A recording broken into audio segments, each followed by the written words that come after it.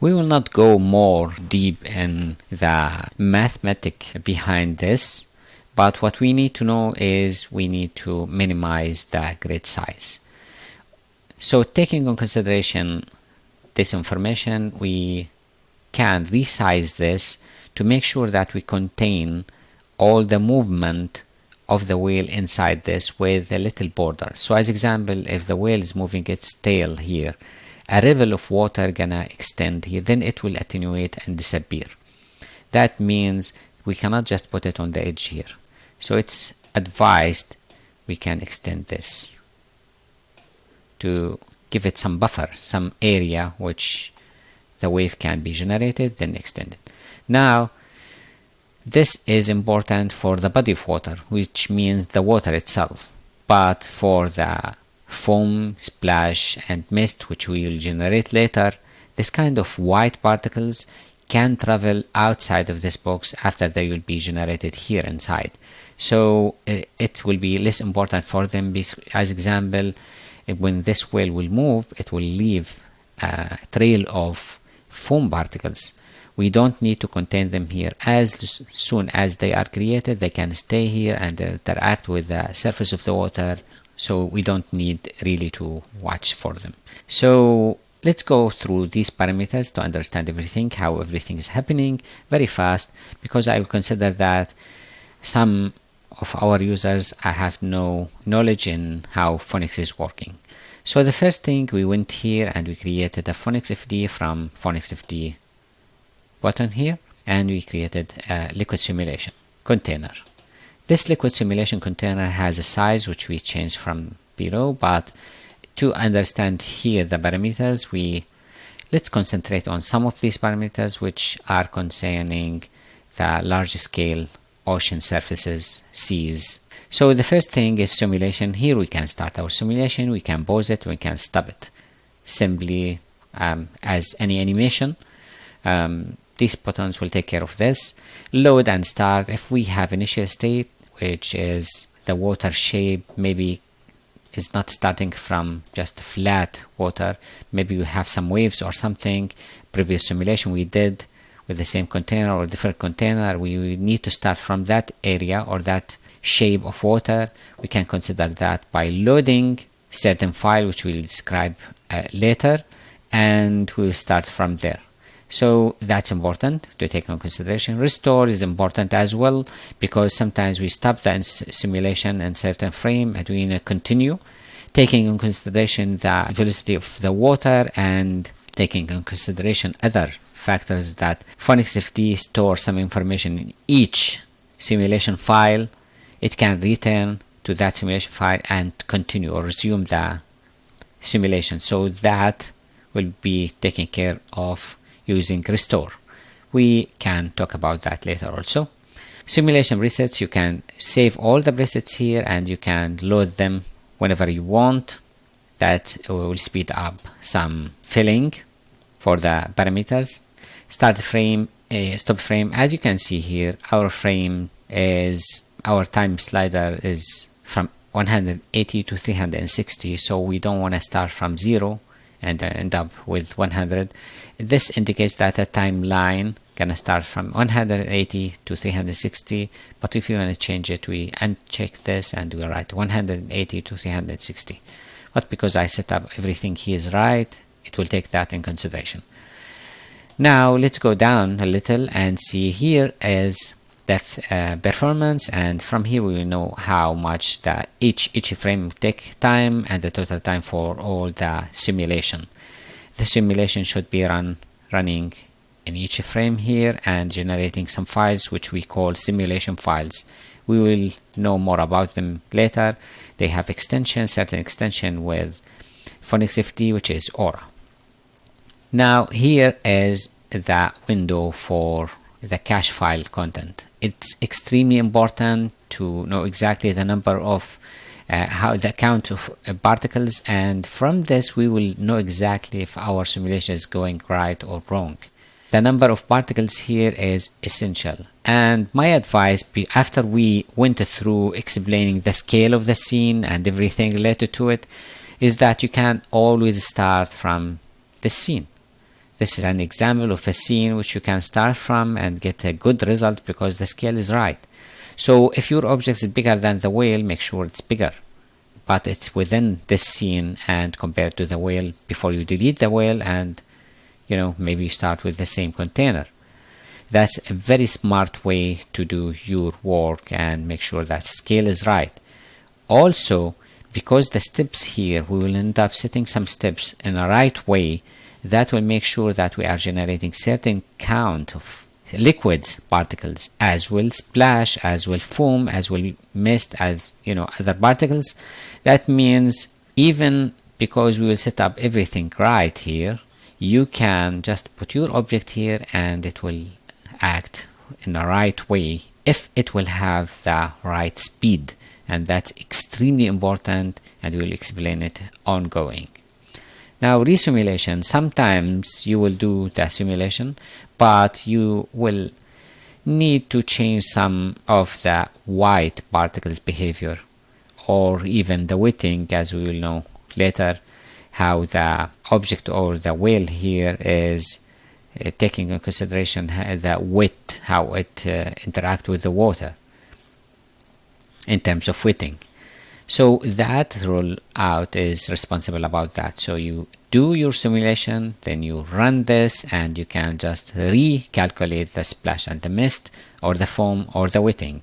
For our example here, we will not do that, but that's extremely important. I think this can come handy, not just to shortcut or just to reduce the time for calculation, because in this case you don't need to redo the simulation for the water itself, but just for these particles, but also to produce other kind of splash and mist and foam. Sometimes we create more than one system of splash or foam for the same simulation, and that can happen here. So let's deactivate it as it is, and let's go to grid. Grid, as mentioned before, it defines exactly the scale of everything. So this is the only thing taken into consideration when dealing with phonics, and that's very smart because we don't need really to take care of other factors here. Just make sure that this is right and everything is right. If, of course, my advice is to start with something which has real world scale. If I will go here again and try to see the scale of my scene or my object, I will choose tab, and I will just try to tape and try to draw one here, and as you can see, it's 10 meters and something. Of course, you can just make it bigger because it's bigger. It should be bigger here like this, and this is the right scale of our object, which is 11 meters and something, which is right, and which is what we have here also after changing the units. Anyway, this is what defines the scale of this box. We can change it here, and we can change it here. This is just simple to use or simple to deal with. Now, the scene scale is another factor which is again comes into handy by, if you want to make this scene bigger, you can change this into 2, 3, or 4. And if you want it to be smaller, you can just change it from here, and that is taken into consideration now. Very important, because now I have this unit, but I need the liquid to be dealing with my object as if the scene is bigger. So if I can move this into 2, look at these units, they are taking in consideration the change here, and as example, this means my whale is almost twice as big as it is now. That's very handy. Now I would always try in my scenes to keep this as 1 before I get results and know exactly that I need to change it. The other factor, which is the cell size, which defines how small is this, and that's extremely important also, because if we will change this up,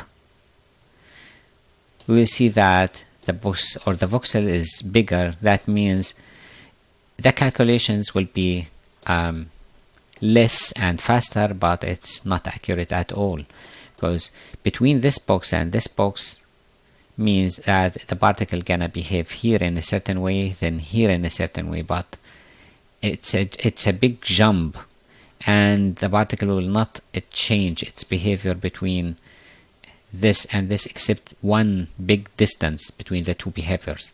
If we need its movement to be smooth and to take in consideration all the geometry here which has certain scale, we need to reduce this massively to go back to something which consider the scale of this geometry.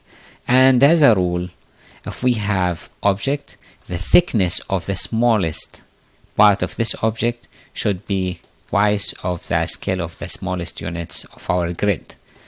So we need to take that in consideration. Of course, there are limits, and we need to make sure that this is small, but it's not extremely small, because that will slow everything. The total cells is important because that will show us the total amount of cells inside this grid.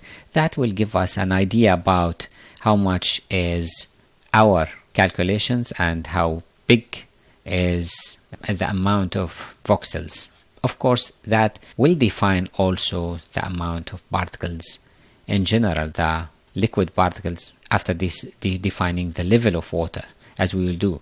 So that also defines the amount of liquid particles, not the splash or the foam, because those we can control, but the main particles, the main liquid particles number. So we can increase the resolution simply by pressing this button, and what that means is that it will just reduce this number. If you notice here, I will press it once, it reduces it 1 unit, of course not just 1 unit, 0.01 unit, and it creates more voxels. So that's a faster way of testing things. As example, if my end result is this amount of voxels, 105 millions roughly, if I will test something and run some simulation and I need to see the result fast, so I can just work on something easier, I can, instead of changing this, I can decrease it like 3 times and work with this amount of voxels, and whenever I want I can increase it again. Now this is the container's walls, and it's important to take this in consideration when dealing with open surface. It should be open, open, open. The only way, or the only case which we can close this gamut in both sides is when we work with adaptive grid. Anyway, we will not come into adaptive grid here because we will manage everything without just getting into this. But what all this means is that the water here inside this area, even it's a small area and the water gonna be here, but eventually we will create a big ocean.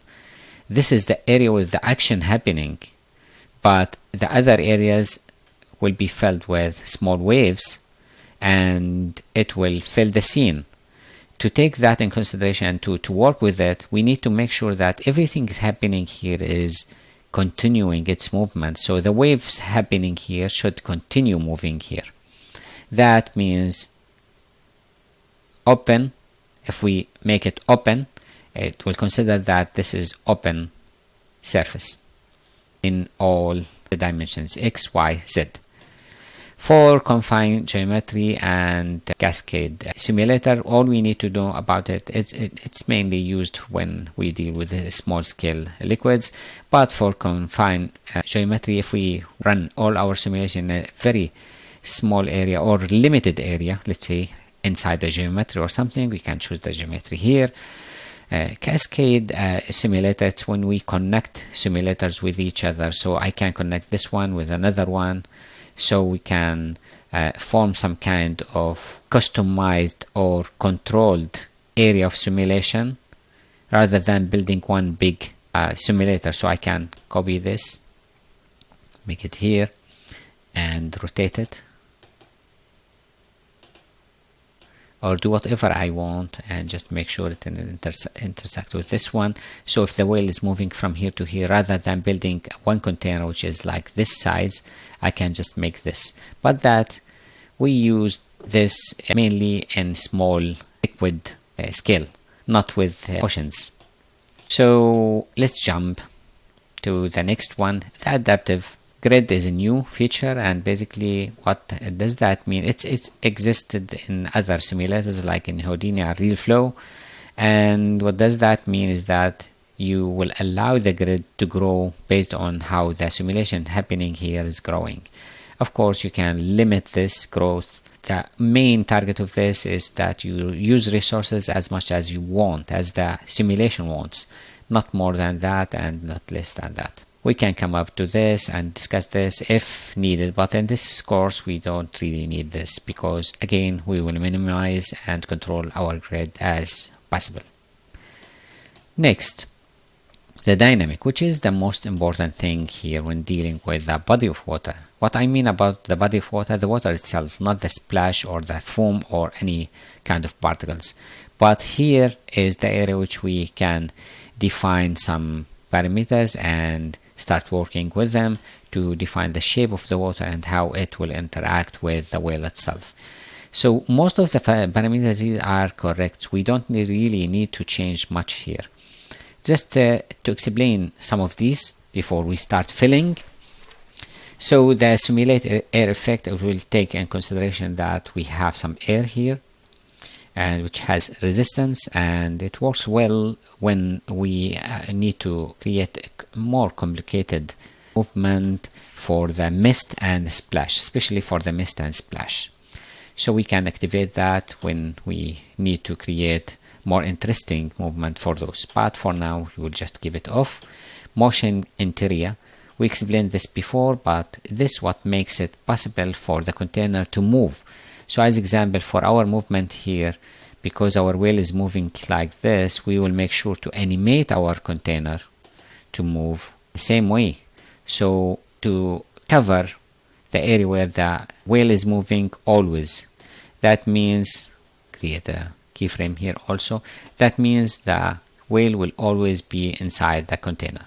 To make that possible and to make sure that the water inside the container is moving correctly without any problems, which we will discuss later, we need to make sure that we have this option on, because that will take in consideration creating some kind of reversed movement for the liquids in the container to adapt or to take in consideration the movement of the container itself. So it's a reversed motion for the liquids inside the container as a reaction. So just make sure that this is on when you're dealing with open surface, water surface. Sometimes you need to change it, but I would just keep it on now. Gravity is gravity, no need to explain it more, but it's the force which brings our particles back again to the earth. And sometimes if you want to create slow motion particles, or you can change this, you can reduce this. This is another way to do this, but again there are a lot of other ways to do that, which we will come to soon. Initial fill up, this is important, and basically we need to activate this and put a number here which defines based on the height of this container how much water we need basically or initially to fill before we start our simulation. So instead of just having this empty, we can fill it just with 50%, means that we'll fill it till here, or 20% or whatever based on the height here, percent of this height. And that will be important because that will reduce the time for us to fill this with water, then start simulating, which was the method we used previously with other programs and simulators. So I would say this can be 20, because here based on the height of the sea surface here, 20% is roughly the height of this from the base. It's important to make sure that this is here activated, and this and this. Now the steps per frame defines how accurate our calculations are. So again, this means that we will run our calculations, we will make sure that our calculation is happening between the frames. So one step means in each frame Phonics FD will recalculate everything and make sure that the position of the particles and its speed and all of other its parameters, the liquid particles, is updated in each frame. Now if you put this 2 or 3 or 4, that means in each frame we are increasing the calculation to 2 or 3 or 4. And that can be important when our object is fast moving, or if we have other problems such as the particles behaviors needs to be calculated in less than 1 frame, and that can happen when we have smaller objects also sometimes. But again, it based on the look of the liquids, we will know exactly that there is a problem. Sometimes the liquid will intersect or get into the object, which we don't want, so that is the area where we try to solve it by increasing this. But again, in my scenes I try always to keep this as 1, work it out with 1, because that will shortcut the time for simulation. And also it's not good to increase this number in general. It may create accurate solution, but when you increase it more and more, it's actually creating inaccurate solution, and you have to see the document to know more about this. So now let's keep it 1. For the time scale, if you increase this, you are speeding the simulation. If you reduce it, you are basically slowing the simulation, and that's important. That can really create some kind of slow motion for the liquids. Now I would leave it as 1, and I prefer to leave it as 1 again. If you speed your liquid animation, that may create a problem sometimes, or if you slow it, you need to take in consideration a lot of things. As example, that should directly reflect on the steps per frame. So if you increase the speed of the simulation, this should be going up the same percent. If you slow the simulation to take the same look of the liquids, this should be smaller. Now RGB, all these parameters which concern RGB diffusion, as well as viscosity and viscosity diffusion, even non-Newtonian liquids, all come into handy when dealing with a small liquid simulation, but not much when we deal with oceans. So I will not really spend time explaining these, but roughly the RGB diffusion, it takes in consideration mixing between or creating some kind of colors for the liquid, and how we can mix that with other liquid sources in later stage. Viscosity is how thick the liquid is. When we increase this, basically the liquid will have some kind of internal drag inside it, which prevents our particles to move freely. That is important when you're creating something like honey, something which is more thick than water.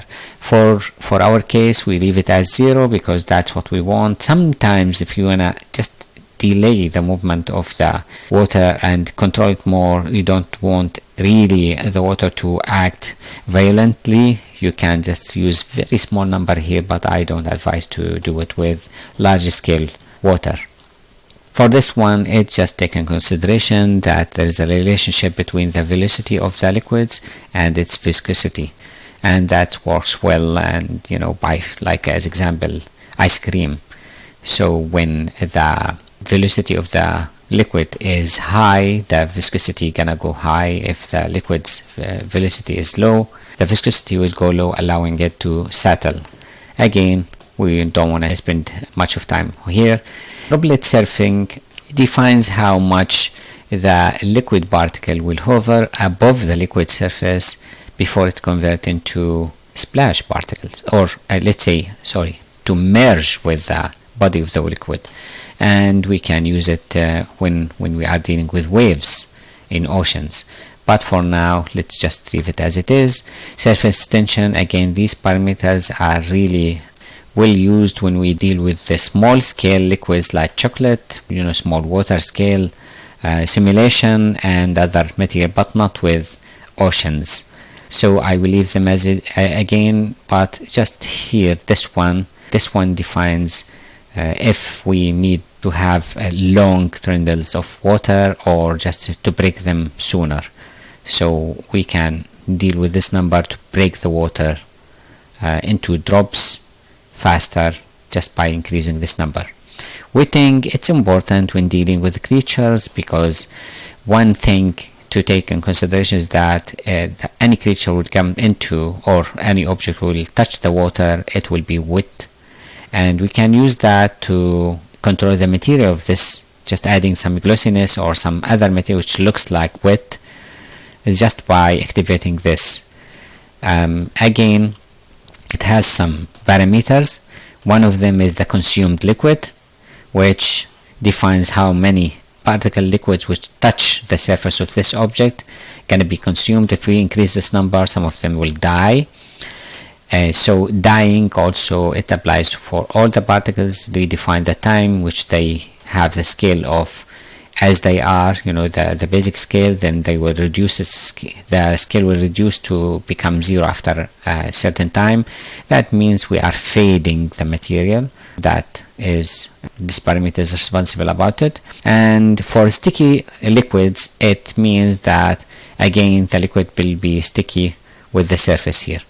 Now, when dealing with large scale water, sometimes you need to create some sliding particles here. As example, if you have big surface like this well, when it rises up from the water, you need, or you would love to have something like sliding water on top of this. This is not the area to control that or to generate that. Just take that into consideration. Another example is the submarine. When the submarine is coming outside of the water, you will find that all the foam particles and the splashes sliding, as well as the liquids particles are sliding from the surface slowly. That is, it's like it having some kind of friction.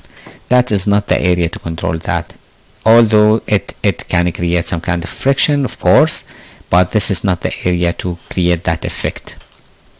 Active bodies is a new feature in phonics, and basically you can create an interaction between the object moving here, which has animation, as well as the water. It works well for the ships, not for the animated object, because we, in certain occasions like this one, let's say in most of the occasions, you need to have a specific animation curve or behavior for your creature, and to make sure that this behavior is the one you're gonna get, you only need the water to interact with this creature, not the opposite. We don't need the water to affect its movement, because we have a very specific scenario with camera.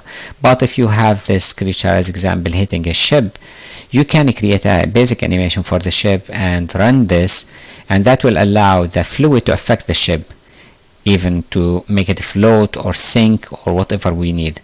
We can control this also using some other plugin or other dynamic programs such as TY Flow. This feature is new here, and it's important to include. But comparing Phonics FD to RealFlow has all the dynamic needed to take in consideration the other objects like rigid objects and soft body objects, even sands, all can interact with the water, like in Houdini as example 2, and it's extremely advanced compared to Phonics FD. Now, taking that in consideration, that means we have a lot of other scenarios which we can do here in Phonics FD, but we always need another simulator to do the rigid body simulation and other kind of simulations. For the foam and splash and all the other white particles, all we need to do is to define their conditions, how to generate them during the simulation, and how to make sure that during the simulation they are acting or producing certain amount of particles which gonna look real or convincing when we render everything. So this is what we will discuss after setting all the basic scale and parameters for the container itself.